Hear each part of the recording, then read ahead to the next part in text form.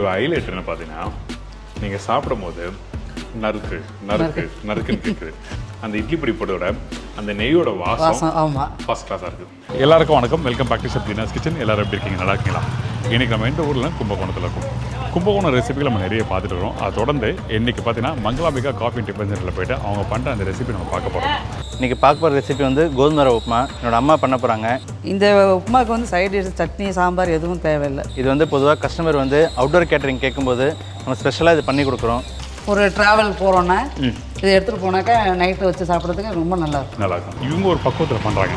அந்த பக்குவம் என்னென்னா, இதுக்கு ஒரு பொடி போடுறாங்க. எங்கள் பையன் இட்லி மிளகா பொடி பண்ணார் இல்லையா, அதை வந்து கடைசியாக நாங்கள் ஆட் பண்ணுவோம். அதில் இந்த கோதுமை ரவை உப்புமா வந்து வீட்டில் ட்ரை பண்ணி பார்த்தோம். ஃபஸ்ட் டைம் வந்து பச்சை மிளகா மட்டும் போட்டு பண்ணும்போது நமக்கு அந்த ஒரு சாட்டிஸ்ஃபேக்ஷன் இல்லை. அதனால் என்ன பண்ணலாம்னு யோசிக்கும் போது நம்ம கடையில் தான் இட்லி பொடி பண்ணுறோமே, நம்ம அதே மேலே அந்த கோதுமை ரவை உப்புமாவில் போட்டுட்டு டேஸ்ட் என்ன ஒரு நாள் ட்ரை பண்ணி பார்த்தது. அந்த டேஸ்ட் அப்படியே அவ்வளோ அல்டிமேட்டாக இருந்தது. அது அந்த மேலே அந்த பொடி தூவும்போது நல்லா கலர் எடுத்துக்காட்டும். அந்த மைல்டாக ஒரு காரம், அந்த பெருங்காய வாசனை, அதோட இந்த குருணகுனே அந்த நெய்யை போட்டு பண்ணும்போது, ஆர்கேஜி நெய் போட்டு பண்ணும்போது டேஸ்ட் ரொம்ப சூப்பராக இருக்கும். நம்ம இந்த ரெசிபி நம்ம சொல்லித்தரப்போறாங்கன்னா திருமதி லக்ஷ்மி அம்மா தான். அவங்கக்கிட்ட போயிட்டு தான் இந்த ரெசிபி கற்றுக்க போகிறோம். இந்த ரெசிபி அவங்களுக்கு யார் சொல்லி கொடுத்தாங்க? இந்த ரெசிபி வந்து பண்ணி சொல்லி கொடுத்தது எங்கள் அக்கா சார் எனக்கு. அது எப்படி ஆனதுன்னா, நாங்கள் ட்ரெயின் மாதிரி சென்னை போகும்போது ஏதாவது செஞ்சு எடுத்துருவோம். எப்போ பார்த்தாலும் நம்ம சாதம் தானே சாப்பிட்றோம். ஒன்றா அவல் உப்புமா, இந்த மாதிரி கோதுமை ரவை உப்புமாலாம் பண்ணிடணும். அவங்க தான் இந்த மாதிரி பண்ணி எனக்கு ரெடி பண்ணி கொடுப்பாங்க. ஆமாம், ரெடி பண்ணி நாங்கள் 2 பேரும் ட்ராவல் பண்ணுவோம் ட்ரெயினில். ஸோ அப்போ 11 மணி ட்ரெயினில் சாப்பிடும்போது ரொம்ப அமிர்தமாக இருக்கும். வீட்டில் உப்புமா யாராவது செஞ்சாங்கன்னா, ஐயோ உப்புமாவா எனக்கு வேண்டாம் சொல்கிறவங்களுக்கு கண்டிப்பாக இந்த மெத்தடில் ட்ரை பண்ணி பாருங்கள். டெஃபினட்டாக விடவே மாட்டாங்க. வாங்க போய் பார்க்கலாம் மங்களாம்பை ஹோட்டலுக்கு. நம்ம இட்லி பொடி வீடியோவும் இந்த ஷெஃப் தீனாஸ் கிச்சன் சேனலில் போட்டிருக்கோம். நீங்கள் கண்டிப்பாக போய் பாருங்கள். என்னோடய வாட்ஸ்அப் நம்பர் கொடுத்துருக்கேன், நம்ம வெப்சைட் லிங்க்கு கொடுத்துருக்கேன், நீங்கள் ஆர்டர் பண்ணுங்கள்.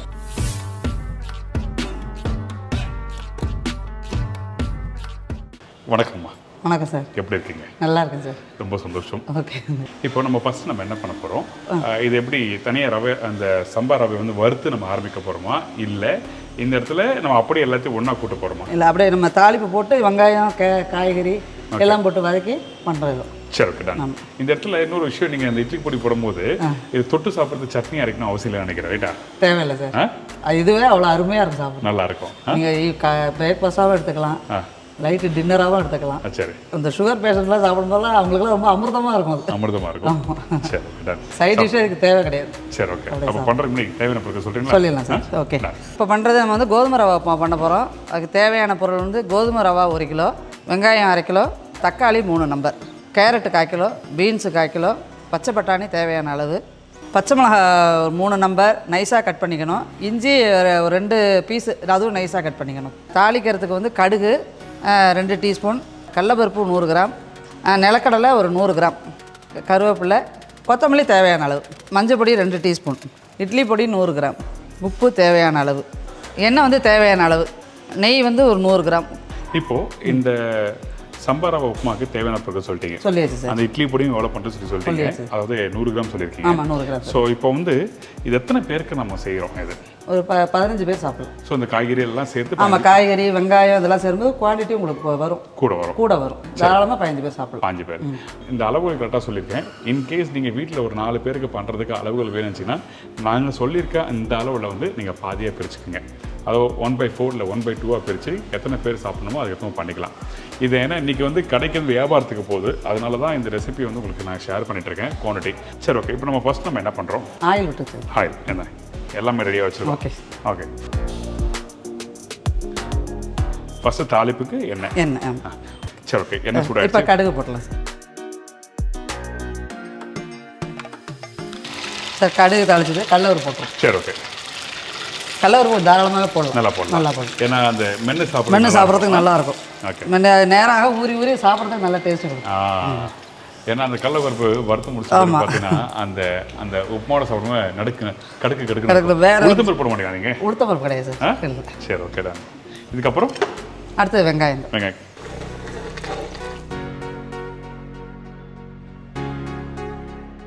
ஓகே, வெங்காயம் போட்டுருக்கோம். சரி, பச்சை மிளகாலாம் போடலாமா? எப்படி போட்டலாம். இந்தாங்க. இஞ்சி பச்சை மிளகா 2.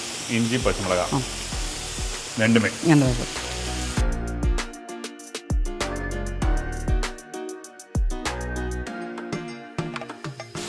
ஆனால் இந்த இஞ்சி பச்சை மிளகா வந்து அந்த காரத்துக்கு ஏற்ற மாதிரி 2 தான் போட்டிருக்கோம். ஆமாம் சார், ஏன்னா நம்ம இந்த பொடி போடுறோம் இல்லையா, இந்த காரமாக அந்த கரெக்டாக இருக்கும். ஓகே, போதும்.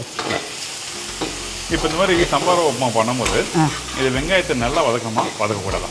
வதக்க வேண்டாம் சார். வதக்க வேண்டாம். என்ன காரணம்? அதுதான் கேட்டேன். அந்த ஸ்வீட்னஸ் இருக்கணும். ஓகே. இந்த வெங்காயத்தோட ஸ்வீட்னஸ் இருக்கும். ரொம்ப வதக்கிட்டோன்னா ரொம்ப சுருங்கி போயிடும். ஓகே. அதனால இந்த ஒரு முக்கால் பதத்துக்கு இருந்தால் போதும். இந்த பக்குவம். ஆமாம், இந்த பக்குவத்தில் நம்ம இந்த பீன்ஸு கேரட்டை போட்டு தண்ணி ஊற்ற வேண்டியது. சரி, ஓகே. இந்த வெங்காயம் நீங்கள் வதக்கும் போது நீங்கள் பர்டிகுலராக வந்து ரொம்ப அதிகமாக வதக்கிட்டீங்க, கலர் மாறிச்சு, இல்லை ஒரு 80% வதங்கினாங்களோ உங்களுக்கு சாப்பிடும்போது நல்லா இருக்காது.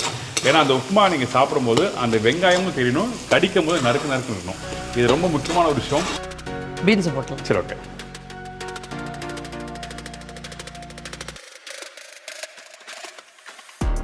நல்லா பீன்ஸ் வந்து பொடிசாக கட் பண்ணி போட்டுப்போம். ஆமாம், அது அப்போ தான் இந்த இது வேகத்துக்கு சரி. அது கேரட் போட்டல. நான் பச்சை பட்டாணி எடுத்திருக்கேன். வேறு என்ன காய் தேவை? எல்லாம் போட்டு. தக்காளி எப்போ போடுவோம்? தக்காளி வந்து நம்ம கோதுமை ரவை போட்டதுக்கு அப்புறம் தான் சார். ஓகே. ஏன் இப்போ போட மாட்டீங்களா? இல்லை சார், அது அந்த ஜூஸ் எல்லாம் இறங்குனா புளிப்பு தன்மை தெரியும். ஓகே. நீங்கள் நான் கடைசியாக போட்டுட்டோன்னா அது சாப்பிட்றதுக்கு நல்லா இருக்கணும், நல்லா சாஃப்டாக வந்துருக்கும், மசிஞ்சும் போவாது, நல்லா இருக்கும். Very good. இதுதான் விஷயம். இந்த தக்காளி எங்கே போடுறோம், எப்போ போடணும், அது கரெக்டாக புரிஞ்சுக்கிங்க. இப்போ பச்சை பட்டாணி போடாச்சு. மஞ்சள் தூள் நம்ம போடுறோமா? இல்லை சார், தண்ணி ஊற்றிட்டு அப்புறம் மஞ்சள் அப்படி போட்டோம். அப்படியே அப்புறம் தான். ஆமாம். சரி, ஓகே. கருவேப்பிலை போடல? அது கடைசியாக கூட போட்டு. கடைசியாக போடலாம். சரி, ஓகே. இப்போ இந்த காய் எல்லாத்தையும் போட்டு லைட்டாக வதக்கிட்டு தண்ணி ஊற்ற வேண்டியது. தண்ணி ஊற்ற வேண்டியது. ஓகே. இப்போ இந்த தண்ணி ஊற்றும் போது நம்மளோட அளவு என்ன? இந்த தண்ணியோட அளவு நான் இந்த கப்பில் வந்து நான் ஒரு ரவை எடுத்திருக்கேன். ஓகே. எவ்வளோ தண்ணி ஊற்றினா கரெக்டாக இருக்கும்? இதாலே 2 கப்பு தண்ணி ஊற்றி. 2 கப். ஓகே. ஊற்றினா கரெக்டாக இருக்கும். சரி, ஓகே. இதுக்கப்புறம் தண்ணி ஊற்றிடலாம் சார். ஊற்றிடலாம்.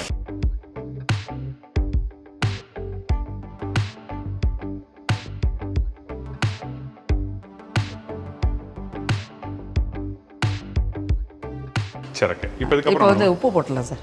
ஓகே, உப்பு போட்டுருமா? இந்தாங்க உப்பு போதுமா? கொஞ்சம் போட்டு போதும். இது அளவு சரியாக இருக்கும். இதுக்கப்புறம் மஞ்சள் பொடி போட்டுக்கலாம். இந்த மஞ்சள் பொடி இப்போ இந்த தண்ணியோட போட்டால் தான் சார் கலர் மாறாத இருக்கும். ஓகே. இது ஒரு கொதி வந்தோடனே நம்ம கோதுமை ரவை போட்டுற வேண்டாம். நம்ம அந்த எண்ணெயோட போட்டோன்னா கருகி போயிடும், கலர் மாறிடும். கொஞ்சம் கவனிக்காமல் விட்டால் கலர் மாறிடும். ஏன்னா அந்த எண்ணெயில் வச்சு நீங்கள் போடும்போது கலர் அணைக்காமல் வரும். ஆனால் கொஞ்சம் கவனம் செதறிச்சுன்னா கண்டிப்பாக வந்து அந்த பக்குவம் மாறிடும். அதனால கொஞ்சம் சேஃப்டியாக இருக்கவங்க இந்த மாதிரி போடுறது. ஓகே. மஞ்சள் தூள், கருவேப்பிலை போட்டலாம். கருவேப்பிலை எல்லாம் போட்டாச்சு. தக்காளி இப்போ போடுறோம். தக்காளி கடைசியாக சார். ரைட்டு. இது கடைசியாக போட்டுக்கலாம். இது ஒரு கொதிக்கு. இந்தாங்க. அப்படி பிச்சு தான் போடுவீங்க? ஆமாம் சார், அதுதான் வாசனை. அதில் நல்லா நறுக்கி போடுறத விட கையால் நம்ம பிச்சு போடும். எப்போவுமே கருவேப்பிலை நம்ம கத்திரிக்கோளை கட் பண்ணி போட்டால் அந்த ஸ்மெல் வராது. ஓகே. இது கையில் எதுவாக நமக்கு கசங்கி போயிடுதா, அதனால ஸ்மெல்லு நல்லா இருக்கும். இன்னொன்று கருவேப்பிலையும் கொத்தமல்லி இல்லாத சமையலே இல்லை. சூப்பருங்க. ஏன்னா நான் கருவேப்பிலை கொத்தமல்லி இல்லாமல் செய்ய மாட்டேன். ஆமாம், அதுதான் சார் ஃபஸ்ட்டு சமையலுக்கு அதுதான் எடுத்து கொடுக்குறதே முதல்ல சொல்ல போனால்.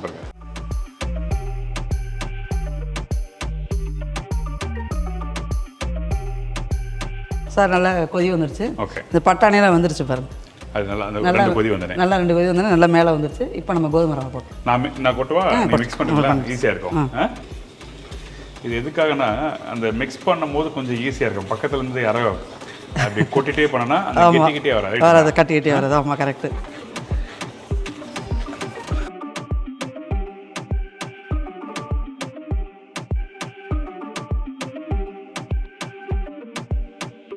இப்போ தக்காளி போட்டலாம் சார். இந்த ஸ்டேஜில் போடுறோம். இந்த ஸ்டேஜில் போட்டுருங்க. இந்தாங்க தக்காளி போட்டுருங்க. அவ்வளோதான், எல்லாம் போட்டாச்சு. ஏன்னா நல்ல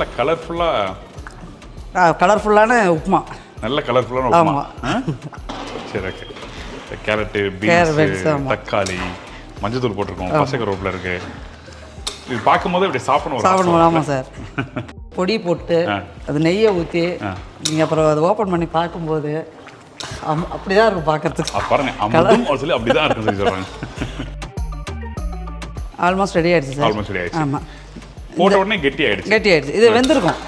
இது வந்து ஒரு 80% வெந்துருச்சு. இப்போ இந்த நேரத்தில் நம்ம பொடியை போட்டுறோம். அதாவது ஒரு 80% வெந்து வர டைமில் இந்த பொடியை பாருங்கள், இங்கே கையில் வச்சுருக்கேன். இந்த பொடி நம்ம ஆல்ரெடி பண்ணியிருக்கோம், இட்லி பொடி.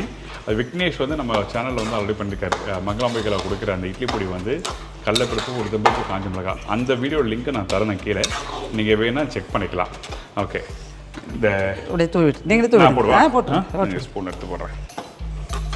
எப்படி எல்லாமே பொடியுமே போட்டு நல்லா போட்டு நல்லா இருக்கும், காரம் இருக்காது. ஓகே, இது ஒரு புது அனுபவம் எனக்கு. ஓகே, இப்போ அந்த நடக்கலை போடலாம் சார். இந்தாங்க, எல்லாத்தையும் போடலாம்ல? போடலாம் சார்.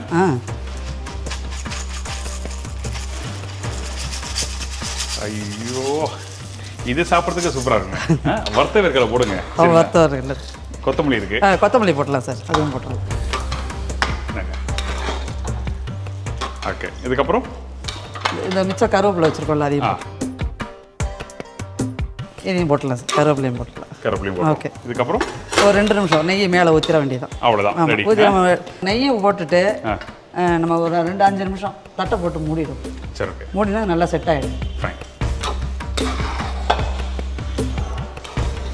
இது தண்ணி கூட போயிடுச்சுன்னா யாரும் இது பண்ணிக்க வேண்டியதில்லை. தண்ணி கூட போயிடுச்சு என்ன பண்ணுறது வேண்டாம்.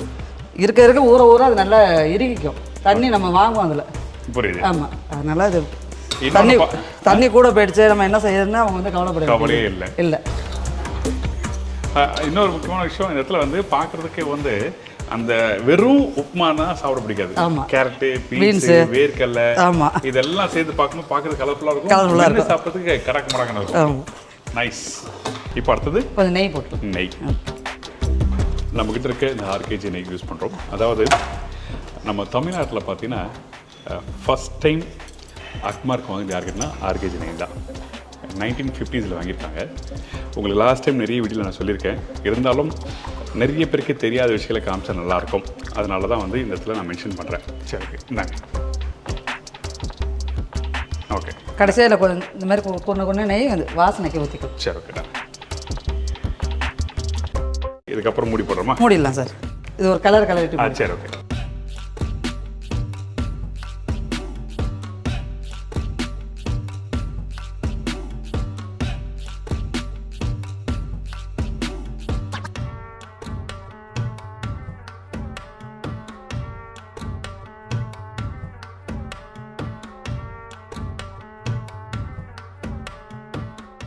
ஒரு புடி நீங்கள் கையில் எடுத்தீங்கன்னா உங்களுக்கு 2 வேர்க்கடலை மாட்டோம், ஒரு கேரட் மாட்டோம், ஒரு பீன்ஸ் மாட்டோம், பட்டாணி மாட்டோம்.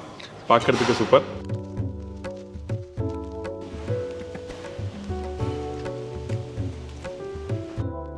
வேற level. Very good. Thank you so much. இது ஒரு ஹைலைட் என்ன பார்த்தீங்கன்னா, நீங்கள் சாப்பிடும் போது நறுக்குன்னு கேட்குது. அதாவது அந்த வேர்க்கலை முறுமுறுன்னு இருக்கும். இது சேர்ந்து கொஞ்சம் லைட்டாக அந்த சாஃப்ட்னஸோட அந்த இட்லி பொடி போட்டோட அந்த நெய்யோட வாசம் ஃபர்ஸ்ட் கிளாஸாக இருக்குது.